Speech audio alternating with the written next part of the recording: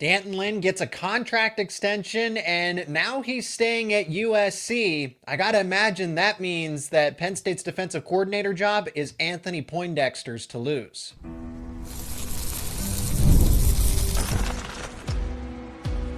You are Locked On Nittany Lions, your daily podcast on the Penn State Nittany Lions. Part of the Locked On Podcast Network, your team every day.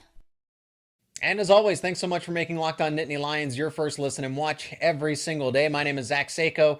I'm your host of the show as always, and thank you for joining me on this live edition as, well, we have an update in the Penn State defensive coordinator search, and D'Anton Lynn is out. He is staying at USC. We'll talk about it. Today's episode is brought to you by FanDuel. From the first whistle to the final drive, FanDuel makes the NFL playoffs even more exciting. And right now, new customers can bet just $5 and you will get $300 in bonus bets if you win your first bet. Visit FanDuel.com to get started. Of course, your contributions to this conversation are much appreciated. Let me know your thoughts, reactions to all of this in the live chat. D'Anton Lynn is out. That means that this is Anthony Poindexter's job to lose. Poindexter, we'll talk about Ephraim Bonda in this conversation as well. But this really seems to be the case now that Anthony Poindexter is most likely going to be the lead candidate at this point, unless something changes. And it's not going to be the flashiest. There are Penn State, I know there's going to be portions of the Penn State fan base that are going to be against it, but it's not a bad hire. It is still a solid hire. And I'll tell you why. So, of course, my preferred candidate, I've been very honest about it, that D'Anton Lynn would have been my top choice. Being if he was available, well, he's not available. So I was never going to, but that didn't mean, just because I like D'Anton Lynn as a prospective candidate doesn't mean that I hated Anthony Poindexter or Bonda from the Cleveland Browns. He's the safeties coach and a disciple of Manny Diaz. But that doesn't make them bad candidates just because my personal preference was D'Anton Lynn. I like what he did at UCLA, and USC's defense was not great, but it was a major step forward from what it was from 23 to 24 between when Lynn was not there and when he took over. So I like what I've seen from Lynn as a defensive play caller. And that's kind of the question mark around Anthony Poindexter is, how's he going to be as a play caller?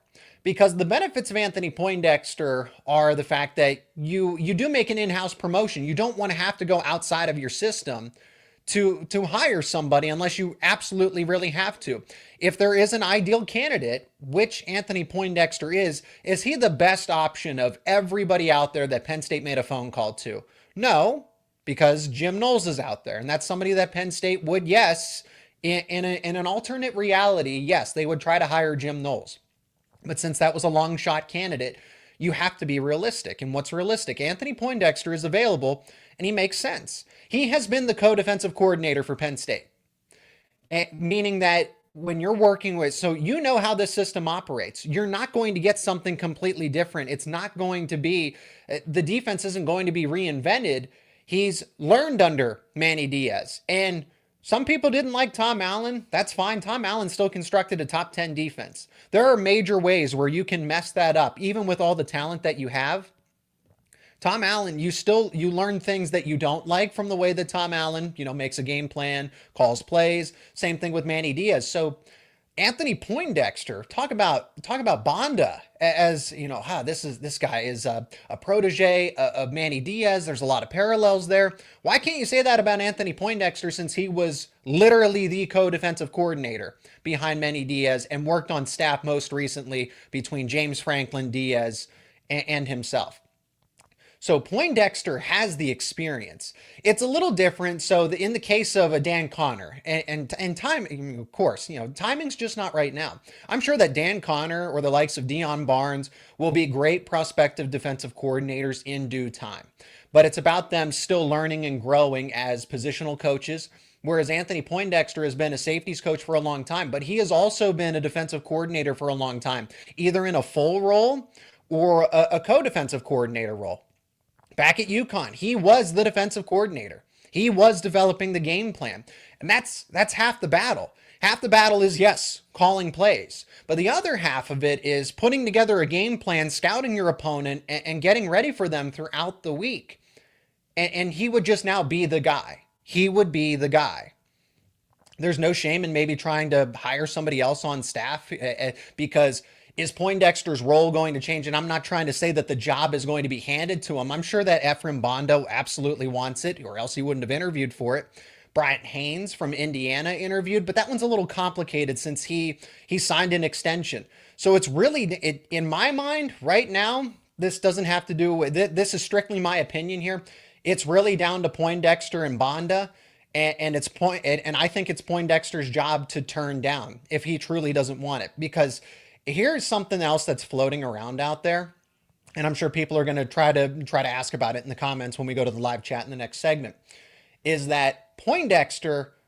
He not too long ago interviewed for a head coaching job at the University of Virginia, his alma mater. Almost left. He was one of the leading candidates. Tony Elliott ultimately got hired. That's interesting because Tony Elliott hasn't exactly taken the Cavaliers to new heights. So what happens if that job opens up? Poindexter takes the Penn State defensive coordinator job. UVA could be making a head coaching change in 2026, 2027? They're going to make a phone call to Anthony Poindexter. You think he's going to turn that down? I mean, he's world renowned at UVA. He is, people think, and because he did so well during his time, he's already coached there. Really, Anthony Poindexter is really respected at UVA. So if that happens, Penn State's back in a similar situation here. So that conversation is going to happen. If that's really that big of a concern, because Penn State seems to not have an issue with the fact that the coordinators at both spots kind of continue to revolve. They know that Andy Kotelnicki is going to leave for a head coaching job at some point. Tom Allen stayed for 1 year. Manny Diaz stayed for 2 years. Anthony Poindexter, who knows? This doesn't seem to be a long-term plan if they go with him, and even Bonda as well. The guys that are currently options, this is to make sure that they are as close to as elite as they can be for the 2025 season, because they're going all in. They are all in on this 2025 season with the postseason, the championship in January 2026. I can assure you that Penn State is going all in on this season. Hiring in-house, like I said, it's not the flashiest move, but in the scheme of things, it's a no-brainer. It is a no-brainer to promote Anthony Poindexter. He's been the co-defensive coordinator. He has tangible experience calling plays. Well, he only called plays in the Peach Bowl. No, at UConn, but he was co-DC at Purdue, and he was co-DC at Penn State. There is nothing wrong with that. You can draw the parallels to Ricky Ronnie. Ricky Ronnie was a good offensive coordinator and you really can see it, and projecting it out further and go figure in the state of Virginia, right, with Old Dominion. But Ricky Ronnie on staff as an assistant, promoted in-house, again, not the flashiest hire, but did pretty well as the full OC, and then took a head coaching job not too far after. Anthony Poindexter almost is on that similar timeline and trajectory at this point. And I would never blame him. For accepting a head coaching job at UVA, his alma mater, if he was offered it. So we'll see how that plays out. I talked about Anthony Poindexter last cycle as a realistic candidate for Penn State. They felt that the timing wasn't then. Tom Allen was a better candidate, and Tom Allen coached Penn State to have a top 10 defense in the country. One thing I will add about D'Anton Lynn, as much as I liked him as a candidate to be Penn State's next defensive coordinator, it makes sense. He played there, bring home a national title or be part of a national title run at your alma mater. I asked around to some of my contacts at USC and they were almost shocked in a sense that no, we haven't heard anything about D'Anton Lynn potentially moving from USC to Penn State. That was all Penn State chatter. There was never any realistic concern from the USC point of view that Lynn was going to leave USC for Penn State. So I found that to be pretty interesting, that there was absolutely zero to no concern. He now gets a pay raise out of it, a contract extension, more security at a place that we know for a fact that his family really likes, living in the LA area. Can't blame them. Sorry, State College is nothing compared to Los Angeles in terms, for a lot of reasons. But my point being is that Trojan fans and the Trojan base Lincoln Riley and the rest of them probably had little to no concern about D'Anton Lynn actually leaving to go to Penn State. So I found that pretty interesting. All right, that's going to do it for the opening segment. We'll get your thoughts in the live chat. I see a lot of you putting your questions or comments in. So we'll add to this conversation and just kind of talk about where everything moves forward, the positives, the negatives of all of this. It's not a guarantee, but it looks like this is Anthony Poindexter's job to lose. We'll talk about it more after a word from our sponsors. And today's show is brought to you by FanDuel. From the first whistle to the final drive, FanDuel makes the NFL playoffs even more exciting. And right now, new customers can bet $5 and you'll get $300 in bonus bets if you win your first bet. That's $300 to keep the action going. The FanDuel Sportsbook app is easy to navigate, and there are a variety of bets to keep every single game exciting. Plus, when you win, you'll get paid instantly. No waiting around for your winnings, whether you're betting on your favorite team or just looking to add a little excitement to the playoffs, FanDuel has you covered. And if we look over at FanDuel.com, so you can go to the FanDuel app or go to FanDuel.com on your browser, and we can look at the lines for the NFL playoffs, the divisional round. Kansas City Chiefs are an 8.5-point favorite against the Houston Texans. The Detroit Lions are an 8.5-point favorite against the Washington Commanders. The Philadelphia Eagles are a 6.5-point favorite against the Los Angeles Rams. And the Buffalo Bills are the only home underdog. They are 1.5-point dogs to the visiting Baltimore Ravens. All you got to do is visit FanDuel.com to join today, and you will get started with $300 in bonus bets. That is FanDuel.com. Make this playoff season unforgettable with FanDuel, an official sportsbook partner of the NFL. Again, thank you so much for joining the live show. I really appreciate everyone spending your Thursday night hanging out here. I would be happy with Dex or Terry. Terry Smith has been an interesting one. When you look at the lists or that everybody is posting, right here's the short list for Penn State defensive coordinator candidates, replacements. Terry Smith has a lot on his plate as it is, right? He's the associate head coach, right? He's James Franklin's right-hand man. I just think that's too much. I think Anthony Poindexter can handle the responsibility, again, because he has been the co-DC. My argument would be the same for Terry Smith if he was the co-DC. So you're really not changing a lot of things. The routine essentially stays the same, and I think you can keep Anthony Poindexter as that safeties coach. The only thing that is of concern or of priority at that point, okay, well, Tom Allen was the DC and the linebackers coach. Are you making Justin Lustig the full linebackers coach because he is the slot cornerback and an outside linebackers coach?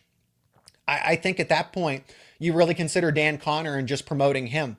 With the way that Dan Connor was involved as a defensive analyst this past season, you can promote him to linebackers coach because he was that, liaison between Tom Allen to Dan Connor to the players.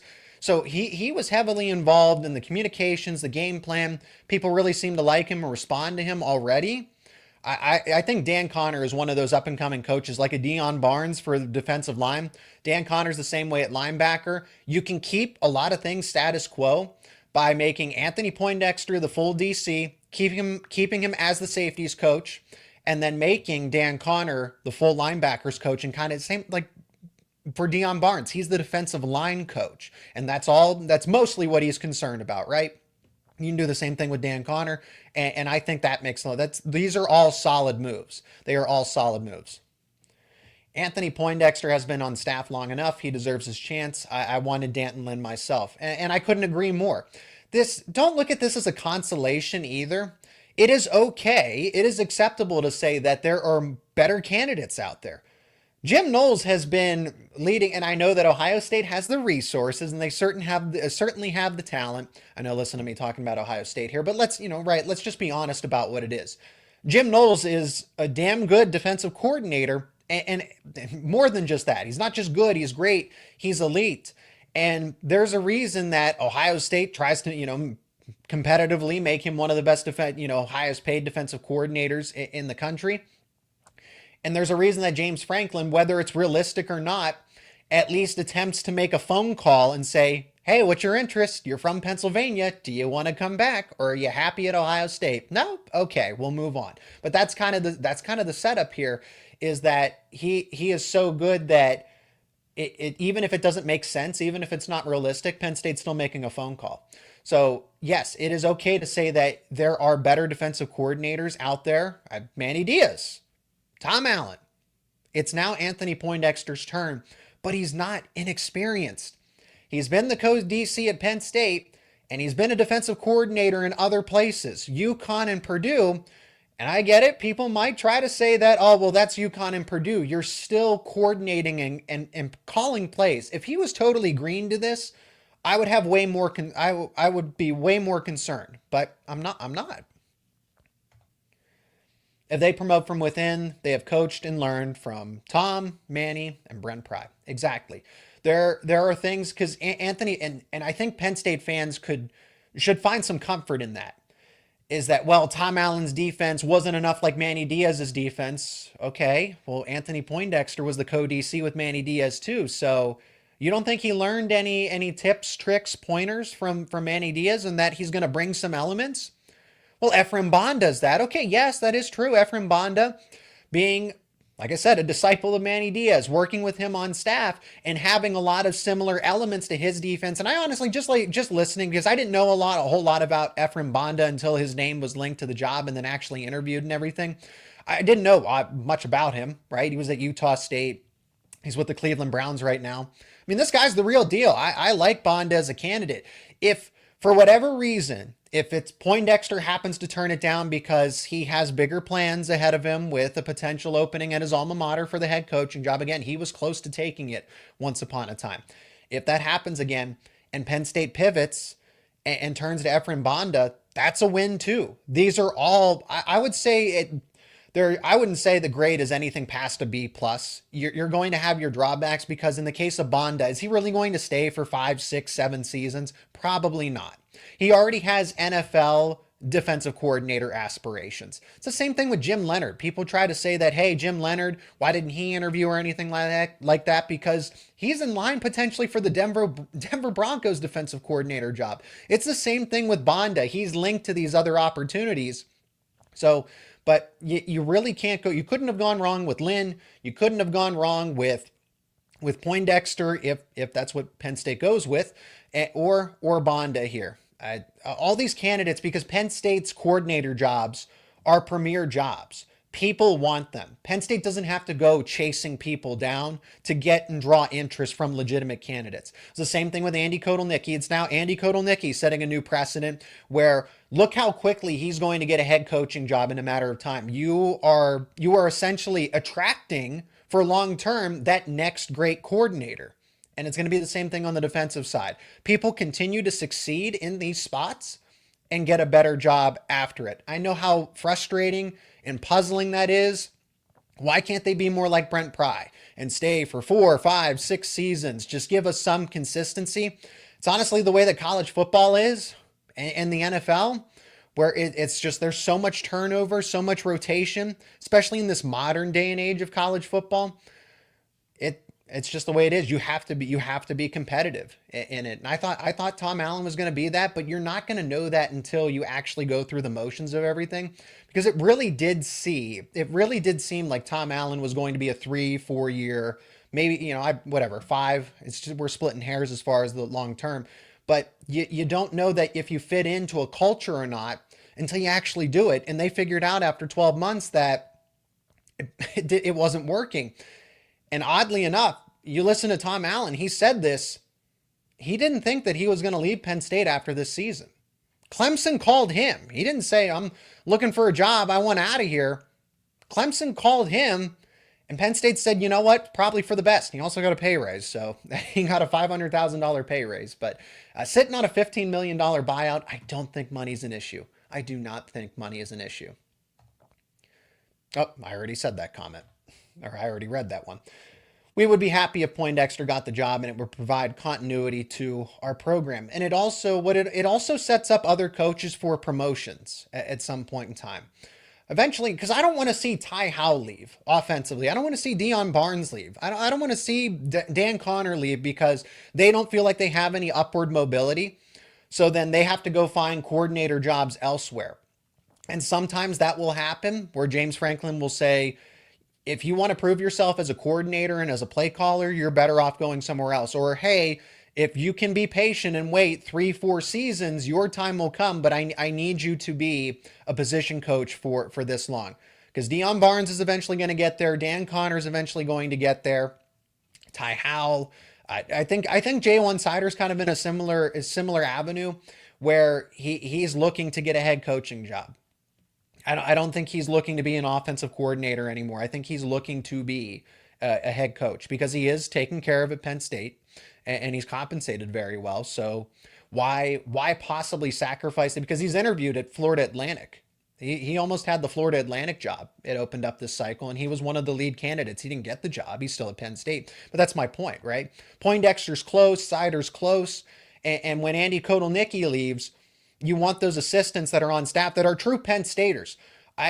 As much as I like Andy Kotelnicki, don't get me wrong, I do like the idea of Penn State people staying with the program and being part of the staff because you know that they're, and I'm not trying to imply that about Andy Kotelnicki, that he's reserved or doesn't give 110%, but it's just different when you're an alumni, right? That was the appeal of a D'Anton Lynn, right? Getting some, being part of history and potentially bringing home a national title or at least contending for one at your alma mater.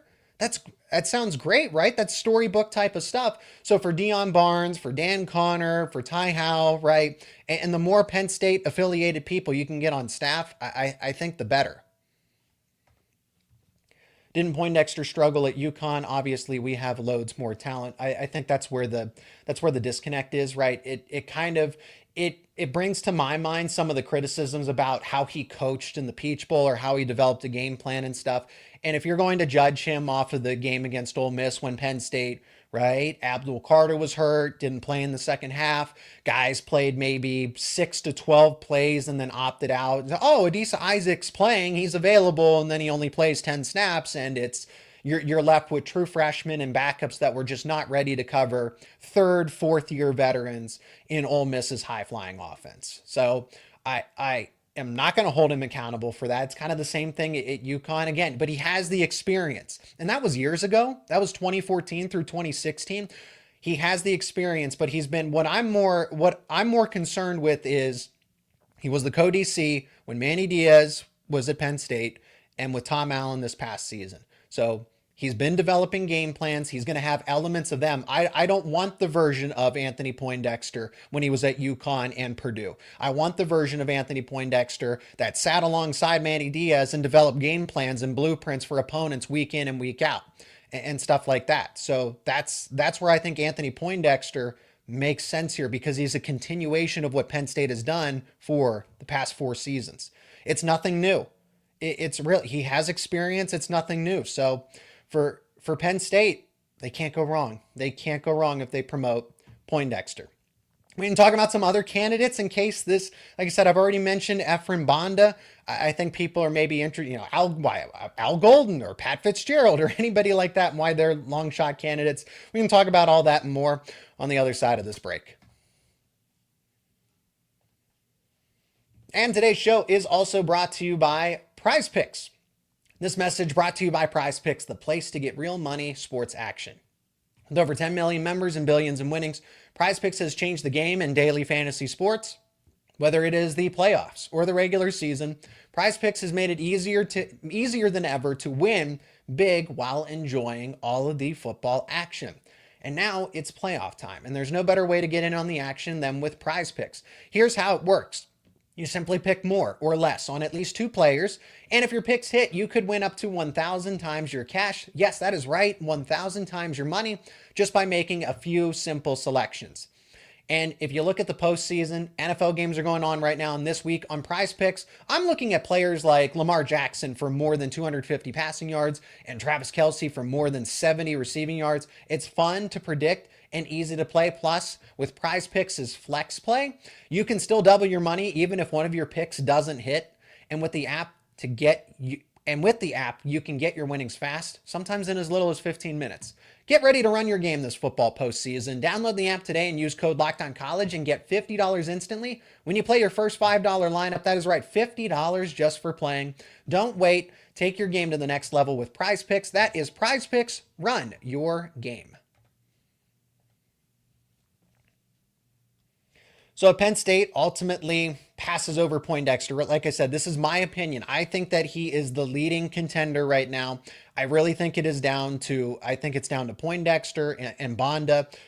Knowles, in a perfect world, was the number one candidate. After that, it was D'Anton Lynn, and then Poindexter, I think, was the quote unquote third choice. But as it might seem that way, this is not a consolation. Penn State is not settling. Penn State is still getting a lot out of this by sticking with Poindexter. Point to Ephraim Bonda with his time with Manny Diaz. Let's point to Anthony Poindexter and say that, yes, he spent time with Manny Diaz as well. So I like the Poindexter hire if and when it happens. If it doesn't happen, I'd go with Ephraim Bonda next. That would be ideal because of his links and his time with Manny Diaz. I like his personality. I like the way that he conducts himself. Again, the drawback is the allure of the NFL going to be there? He's already interviewing for, or he's being linked to other open NFL defensive coordinator jobs. He's not going to stick around for 2-3 seasons. How would he do? He's bounced back between college football and the NFL, so he's currently with the Cleveland Browns, right? But I think that helps his case, right? Coaching in the NFL. I think that certainly helps his case. But other than that, this is really where Penn State is. It's down to these two prime candidates. And that's why I think Poindexter makes the most sense here. You don't want to open this back up and say, okay, we're going to try to do more interviews. I don't think that looks right. I think you conducted interviews with people that you wanted to hear from and see how they would do in the interview process. Bryant Haynes over at Indiana, he just got a contract extension, kind of like D'Anton Lynn. Ryan Walters was somebody that Penn State was definitely after, but kind of like the timing with Elijah Robinson, I'm surprised wasn't in this search. That one I'm genuinely curious about and really don't have an update there. I guess he has a strong relationship with Fran Brown. This will be his second season at Syracuse. He was the Texas A&M defensive coordinator. Maybe there's just not interest. D'Anton Lynn was almost quick. USC, people around USC were not concerned in the slightest that D'Anton Lynn was going to move on from USC to Penn State. There seemed to be no chatter, no concern whatsoever. Maybe that's the case for Elijah Robinson as well. He was a grad assistant at Penn State. D'Anton Lynn's never really worked with James Franklin. You can say that. You can say that about Elijah Robinson if I don't have that mistaken. It was a while ago. But that's kind of the case in point here. So Penn State's really down to these two candidates. If Poindexter passes it over, Bonda takes a different type of job or says, you know what, I'm good with the NFL. That's going to get interesting. It's going to get interesting. What phone calls do you make? I wonder if this defensive coordinator, Penn State, I don't think you want this defensive coordinator search to go on longer than it has to. Also with Poindexter, players like him.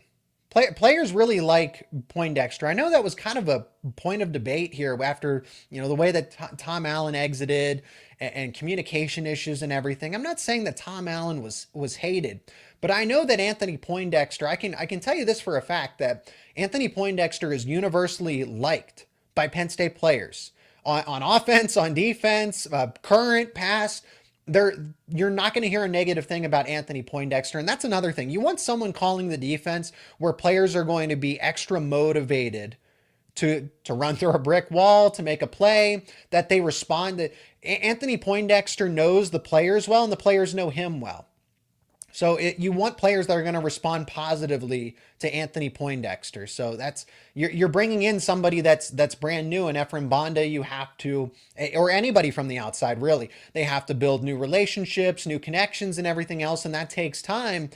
And remember, Penn State is all in on this 2025 season. They fully expect to be in the national title contention. They fully expect to be back in the semifinal with the opportunity to get to the championship. If the naysayers want to argue that no, Penn State's not legitimate, James Franklin will fold in the big game, all right, that's fine. You can think that. I'm telling you right now that James Franklin, Penn State, and this team, Nicholas Singleton, Katron Allen, Drew Aller, Dennis Sutton, all would not have come back if it wasn't for an opportunity for Penn State to win a national championship for the first time in 40 years. 1994 is up for debate, right? From the Penn State point of view, okay, maybe not as long, but objectively speaking, how does the college football universe look at it? It's been a 40-year drought. And they wouldn't have come back if there wasn't a legitimate chance to contend for a national championship. So this is championship or bust for Penn State. That's the debate right now. I'm here to sit here and say that this is truly championship or bust for Penn State in the 25-26 season. Go back to the comments. Oh, what am I seeing about this? Comment on Drew Aller to the transfer portal. Absolutely no way. I didn't see anything like this. And I see a follow-up to that too. AI generated. Yeah, it has to be. It has to be AI generated because everything would be, every single news report and Penn State beat writer would be absolutely posting about it. Those Facebook AI generated Penn State news pages, right? They are something. They are really something. So no, let me put that to rest. Drew Aller is not going into the portal. If anything, there was concern about maybe him going to the NFL draft, but Drew announced it before the playoffs and was one of the first ones to say, this is my stay or go decision. I am staying. Aller set the standard there of what the roster is going to look like for 2025. So pointing out, yes, he struggled. Anthony Poindexter is the defensive coordinator at UConn, and that's also UConn. Franklin can do much better. You mean in terms of his hire? I like Anthony Poindexter. I think if you were going to be better with your hire, it was Jim Knowles or D'Anton Lynn. And it's not like they were significantly, yes, Jim Knowles is a step up. Don't get me wrong. That's comparable to having Manny Diaz all over again. I like what D'Anton Lynn is as a young defensive coordinator, but why can't we make the argument, just because I have a slight preference for D'Anton Lynn, why can't the same argument be made for Anthony Poindexter as a young and up and coming coordinator? Now, granted, he's slightly older. He's in his mid 40s compared to Lynn, who's in his mid 30s, but still, I think that this is Poindexter's opportunity. I really do.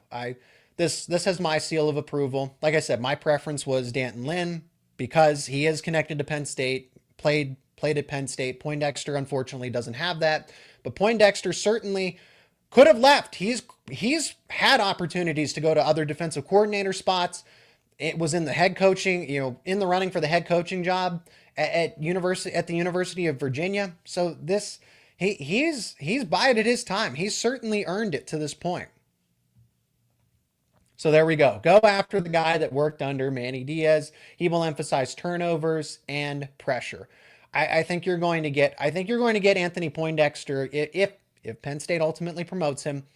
Poindexter is going to give you, yes, probably a base that is similar to Manny Diaz. You're probably going to return to a 4-3.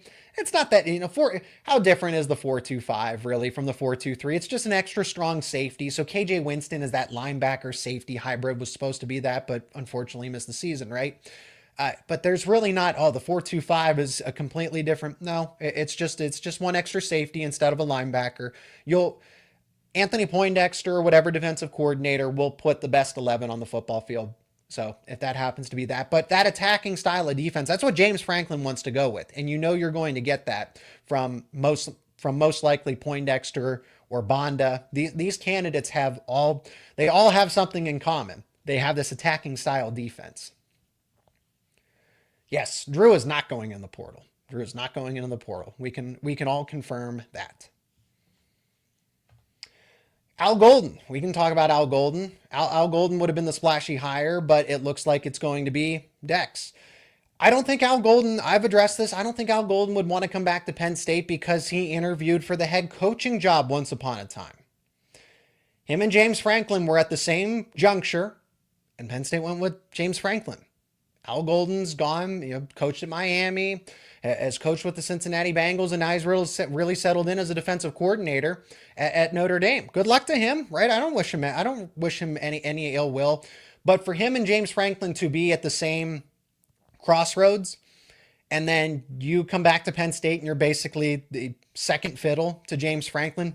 I don't think Al Golden would like the idea of that. If James Franklin were to, I will say move on. I don't think Penn State's ever going to fire James Franklin. This would be he either retires, and if Al Golden's still interested, that's a phone call that Penn State would make. I can honestly say that, right? I just want to give you my honest takes, honest opinions about that. If the head coaching job ever opened up at Penn State, you would see Matt Rule you would see Al Golden probably get a phone call from Penn State, and if not, and then reciprocate that similar interest. I like Martindale from Michigan, but he's a top 5 highest paid assistant coach with $2 million plus. Yeah, Wink Martindale, Michigan's kind of concerned that he's going to go back to the NFL. So Wink Martindale's not even a sure thing in college football. I saw my counterpart, Isaiah, over at Locked On Wolverines. I just saw an episode of his that said, can Michigan keep Wink Martindale happy and not go back to the NFL?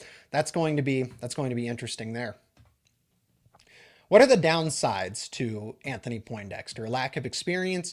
Certainly not. He's been coaching in college football for quite some time. He has been a defensive coordinator at UConn, co-DC at Purdue, but he's been coaching. He has been game planning as an assistant defensive coordinator for now 4 years at Penn State, because he was co-DC under Manny Diaz and Tom Allen, and then 3 years at Purdue, and was the full DC at UConn. He hasn't called plays for a long time. He has not called plays since the UConn days, if I'm not mistaken. Maybe he called some games at Purdue, but I can tell you honestly that at UConn, he was the play caller too. But he has experience. It's not brand new to him. And even though he wasn't calling plays on Saturdays, he was doing everything else in between. So now the new role is you are the guy, you are the play caller if they ultimately hire him. The downside is you don't get a long-term resolution with Anthony Poindexter. The possibility of him going to maybe Tony Elliott and the University of Virginia start to make strides and they don't make a head coaching change. As long as UVA doesn't open up, I think Anthony Poindexter will stick around, but there's a chance it could open up as soon as 2026. And if that's the case, then I don't know how Poindexter can turn down his alma mater if they say, we want you to be our head coach. I don't know how he does that. So that's a real respect to Penn State and James Franklin. If he were to do that, I don't think it happens though. So that's the major downside of Anthony Poindexter, other than questions about how is he going to be as a play caller? Because as much as I am confident and optimistic of him sitting next to Tom Allen and Manny Diaz and saying that, hey, he learned his lessons from his time at UConn. He's certainly not going to be the same defensive coordinator, same play caller from almost 10 years ago, right? 8 to 10 years ago, but he still hasn't proven it, right? You have to be able to prove it. In the Peach Bowl, he didn't do that, but the deck was stacked against him. So that is the drawback of promoting Anthony Poindexter, is that he could be gone in 1 to 2 years and Penn State's looking for another defensive coordinator all over again. There. Yep. So we're all on the same page. Dex could also go to Virginia next year when the head coach, when the head coach gets fired. We'll see. We know that Tony Elliott is certainly on the hot seat, but that's where things stand with Penn State's defensive coordinator search. To sum it all up, D'Anton Lynn takes an extension at USC. He is no longer in the running, and USC side of it didn't think he was in the first place. So D'Anton Lynn was never really a legitimate candidate in this Penn State defensive coordinator race. It seems like it's Anthony Poindexter's job to lose. And then if that's the case, Ephraim Bonda becomes more legitimate as a contender for this job. Thank you so much for joining this live show here on Locked On Nittany Lions, contributing your thought. It's great to have this back and forth conversations with your questions, your reactions as well. So thank you for spending another night. We've gone live a lot this week, and we are truly the definition of daily. I don't think that there hasn't been a show on a weekday or a weekend since after Christmas. So thank you so much for being a part of all of this here on Locked On Nittany Lions. This show is nothing without all of you. So thank you for your thoughts and comments and reactions. Please leave a like on this episode, share it with friends and family. If you are new to the show, please subscribe to the YouTube channel and wherever you get your podcasts. We are part of the Locked On Podcast Network, Locked On Nittany Lions, where it is your team every single day.